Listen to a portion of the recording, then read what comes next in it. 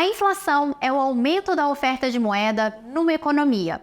Isso significa que se há um número maior de moeda competindo por uma quantidade estável de bens e serviços, ou até mesmo uma quantidade em queda de bens e serviços, ou ainda se essa oferta de moeda está crescendo muito mais rápido do que a produção da economia, a consequência é que esse novo montante de moeda irá disputar um nível de bens e serviços escassos, concorda?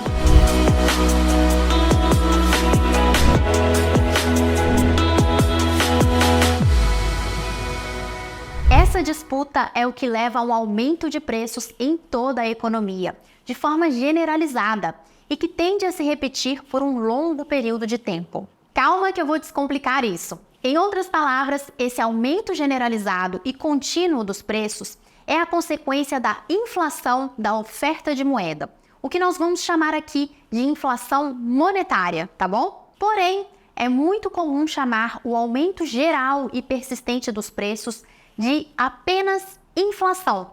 E tá tudo bem, eu vou mostrar para você que isso já virou um consenso no mercado. Antes disso, eu quero que você compreenda muito bem o que causa esse aumento de preços, que é muito conhecido como inflação, e que nada mais é do que a perda do poder de compra do dinheiro. Para isso, é preciso saber o que acontece antes que essa inflação de preços seja desencadeada. Ou seja, nós vamos entender o que está por trás dessa perda do poder de compra do dinheiro. Sabe quando o governo injeta dinheiro novo na economia de um país de forma artificial, ou seja, sem que haja um fundamento para essa injeção de recursos? Imagina que neste caso a economia não está crescendo, os seus trabalhadores não estão ficando mais eficientes, enfim, a economia desse país não está aumentando a produtividade dos seus fatores de produção, que são basicamente capital humano e capital físico, máquinas e equipamentos, por exemplo. De repente, vem o governo e decide colocar mais dinheiro em circulação no país. E para isso, existem algumas formas. Pode ser, por exemplo, uma pressão para que o Banco Central mantenha a taxa de juros artificialmente num patamar menor para estimular o consumo. Pode ser através da emissão de moeda para financiar um programa social que vai beneficiar indivíduos e famílias de baixa renda, ou para financiar um novo projeto de gastos públicos para infraestrutura ou outros setores, como é o caso que nós já observamos ao longo dos governos petistas, inclusive o atual terceiro mandato do presidente Lula. Ou um exemplo recente que vimos pode ser um pacote de ajuda a pessoas e empresas durante um período de crise, como a que foi desencadeada pela pandemia de Covid-19, o que foi feito não somente no Brasil, mas também nas economias desenvolvidas, como nos Estados Unidos e em países europeus. Veja que não importa a justificativa para aumentar o nível de moeda em circulação. O que importa é que ocorre, de um modo ou de outro, uma expansão monetária no país sem fundamento econômico, o que vários de nós economistas denominamos puramente de inflação, e que, para facilitar a nossa conversa, eu estou chamando de inflação monetária. Assim, vocês conseguem diferenciar mais facilmente quando eu estiver me referindo à inflação na oferta de moeda ou à inflação de preços, que é aquela que aparece nos índices, como IPCA, IGPM e outros, beleza? Então continua comigo, você vai amar quando chegar ao final desse vídeo e você estiver sabendo tudo de mais importante sobre inflação e os impactos dela sobre a economia. E claro, na sua vida. Antes de avançar, eu quero saber, você já deixou seu like aqui no vídeo? Então aproveita para já marcar o joinha e fazer esse vídeo alcançar outras pessoas que também podem se beneficiar dessas informações. Além de me ajudar a manter a produção de conteúdo de qualidade para você aqui no canal por muito tempo. Bom, então vamos imaginar, após um aumento da oferta de moeda, a inflação monetária, agora que as pessoas têm mais dinheiro em mãos, sejam indivíduos, famílias, empresas, enfim.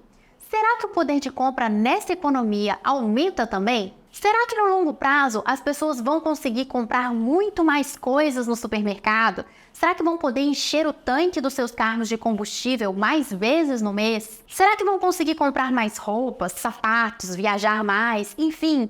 Será que elas vão poder consumir mais porque tem mais dinheiro circulando no país? A resposta é não, não mesmo, gente, porque o mercado se autorregula. Como eu disse antes, Se a economia não teve ganhos de produtividade, mas ocorre um aumento da oferta de moeda, logo o consumo vai ficar mais aquecido, porque as pessoas que estão agora com mais moeda em mãos, seja papel moeda ou saldo num cartão, por exemplo, ou ainda se elas estão com acesso mais facilitado ao crédito, logo elas vão querer consumir mais. Ou seja, o lado da demanda agregada desta economia ficará mais aquecido. Porém, se do lado da oferta nada mudou ou até mesmo piorou, por exemplo, se o PIB não está crescendo e está até mesmo encolhendo, se as empresas não estão investindo mais, estão inclusive reduzindo investimentos e contratando menos pessoas, se os trabalhadores na média não estão mais produtivos para justificar aumento de salários,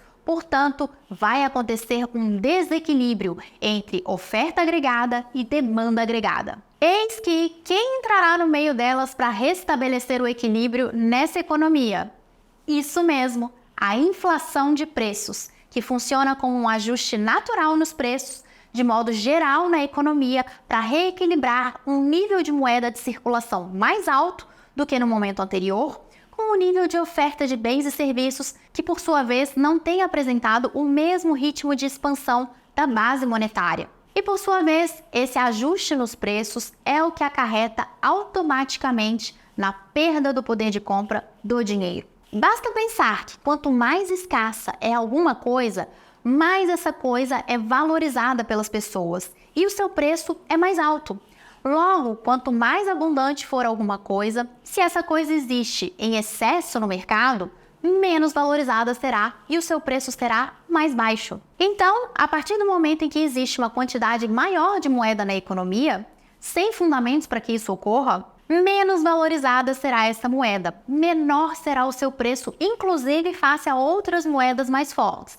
Ou seja, essa moeda em excesso passará a atribuir um poder de compra menor para as pessoas que a utilizam. Embora no curto prazo o aumento do consumo possa gerar uma elevação na oferta de bens e serviços, gerando uma alta nas receitas das empresas e no produto do país, ainda assim, no longo prazo, a inflação acaba cumprindo o seu papel, pois os preços vão sendo ajustados conforme cresce a demanda das empresas por insumos para produzirem mais e conseguirem atender ao novo nível de demanda da população. Contudo, como as firmas estão competindo pelos mesmos insumos, isso gera um aumento nos preços dessas matérias-primas e até mesmo de outros bens intermediários do mercado, como máquinas e equipamentos, o que significa aumento de custos para as companhias, que começam então a repassar esses custos na forma de preços mais altos na hora de vender os seus produtos aos seus clientes, nós, consumidores. Isso vai se espalhando pela economia até que haja um aumento generalizado e contínuo dos preços, ou seja, até que ocorra o fenômeno da inflação. E agora, nesta etapa, com um nível de preços mais elevado, ou seja, com basicamente tudo ficando mais caro, as empresas passam a produzir menos, retomando o nível de produção anterior ao aumento da oferta de moeda. Enquanto isso, as pessoas passam a demandar mais moeda para conseguirem pagar pelos bens e serviços que desejam consumir, que agora estão mais caros. Mas como tudo está mais caro, elas voltam a consumir no patamar anterior ao aumento da quantidade de moeda no país. Eis que dessa forma a economia se reequilibra, justamente por meio da inflação nos preços. Isso significa que não importa se a quantidade de moeda aumentou, ela é uma variável nominal que, como tal, não consegue impactar variáveis reais, como o nível do produto real, ou seja, não tem efeito sobre o PIB real de uma economia. Portanto, no curto prazo, mudanças na quantidade de moeda afetam principalmente o produto. Porém, no longo prazo, mudanças na quantidade de moeda afetam principalmente os preços. E um detalhe importante: não há governo, político ou qualquer outro ser capaz de conter o aumento generalizado dos preços que vem para reequilibrar a oferta e a demanda numa economia, após uma expansão monetária sem fundamento. A menos que o governo se comprometa e execute ajustes fiscais e permita que o Banco Central tenha autonomia para conduzir a política monetária com base em fundamentos econômicos. Ou seja, o ajuste nos preços, a inflação, não falha na sua missão. E como repetição leva à perfeição, repita comigo: inflação monetária gera inflação de preços, o que se reflete na perda do poder de compra do dinheiro. É isso o que você precisa saber. E isso não acontece porque o mercado é do mal. Isso ocorre porque para ter aumento de dinheiro circulando numa economia, é preciso ter fundamentos. Essa economia precisa ter taxas de poupança e de investimento mais altas. O seu PIB precisa estar crescendo, precisa ter ganhos de produtividade nos seus fatores de produção, ou seja, o produto gerado pela combinação de trabalhadores, capital físico e financeiro precisa ser maior do que antes. Caso contrário, não há fundamento econômico para uma expansão da oferta de moeda. E se houver aumento de moeda na economia sem que haja fundamentos, você já sabe, isso é inflação. Inflação monetária, e vai causar um aumento generalizado e persistente nos preços, se refletindo em altas nos índices de preços, ou seja, despontando nos noticiários como alta na inflação, o que significa aumento da inflação de preços. Agora, aproveita para já compartilhar esse vídeo com aquelas pessoas que você acredita que também vão gostar bastante de entender como funciona a inflação numa economia. Nós precisamos que cada vez mais pessoas estejam conscientes do que se trata a inflação. A taxa de inflação é justamente essa variação percentual no nível de preços diante de uma mudança na quantidade de moeda numa economia. É por isso que Milton Friedman postulou numa frase que ficou bem famosa de que a inflação é sempre e em toda parte um fenômeno monetário. Em tese, se o Banco Central mantém estável a oferta de moeda, o nível de preços continua estável, ou seja, não há inflação. Mas se o Banco Central aumentar rapidamente a oferta monetária, o nível de preços irá subir rapidamente. Ou seja, nós vamos observar uma inflação de preços, uma alta generalizada e persistente nos preços da economia. Quando o governo demanda a emissão de moeda nova para financiar os seus gastos públicos, ele faz com que a moeda antiga, que está nas mãos do público, sofra uma desvalorização. É por isso que a inflação é similar a um imposto sobre a posse de moeda. Como o próprio Milton Friedman disse, outra frase bem famosa dele: inflação é a única forma de imposto que pode ser imposta sem legislação. Então, as pessoas acabam vendo seu dinheiro valer cada vez menos, comprar cada vez menos bens e serviços, enquanto um país vive um problema inflacionário. Logo, se você ou algum trabalhador ganha hoje o mesmo que ganhava há 1 ou 2 anos atrás, na verdade, vocês perderam poder de compra. Simplesmente porque, na média, as coisas estão mais caras. E quando o país enfrenta um processo inflacionário, é natural que as pessoas formem expectativas mais negativas sobre o futuro. Ou seja, que famílias e empresas esperem que nos próximos meses e anos a inflação vai continuar crescendo. E essas expectativas exercem um papel importante na formação das estimativas para encontrar a inflação esperada para os próximos períodos. Na prática, isso quer dizer que a inflação pode gerar mais inflação. Porque se os consumidores acreditam que certos produtos irão se tornar mais caros no futuro, eles tendem a comprar mais no presente para estocar, aumentando a demanda, que pode pressionar os preços ainda mais para cima. Em outras palavras, as expectativas são determinadas adaptativamente. Com isso, a inflação mais alta aumenta a inflação esperada. E agora, uma última observação. Além do aumento da oferta monetária, que já sabemos ser a principal causa da inflação de preços, e além das expectativas contribuírem para a formação da inflação, quaisquer choques de oferta ou de demanda agregada também podem causar inflação. Por exemplo, um aumento contínuo do preço do petróleo, choques tecnológicos negativos. Imagina um país que tem uma taxa de investimento e de renovação tecnológica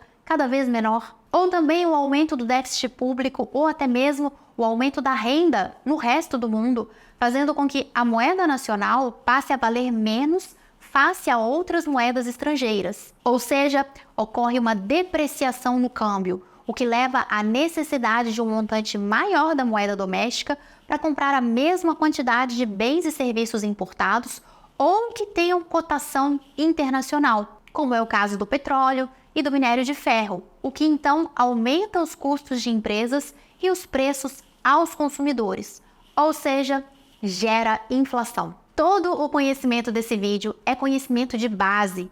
Por isso eu preparei esse conteúdo com todo o cuidado aos detalhes e espero que você goste e que realmente isso mude a forma de você pensar para melhor. Então comenta aqui o que você achou e se ficou alguma dúvida, pode escrever aqui nos comentários que eu volto para te responder. E se você tem interesse em acompanhar as minhas análises e recomendações, além de outros vídeos de temas interessantes do mercado, de política, de economia e investimentos, eu sugiro que você se inscreva aqui no canal. E se quiser, ativa também o sininho para sempre receber uma notificação quando um vídeo novinho em folha chegar por aqui. E se você quer me acompanhar mais de perto no dia a dia, é só me seguir lá no Instagram, no @apalomabrum. Vejo você de novo em breve. Até o próximo vídeo.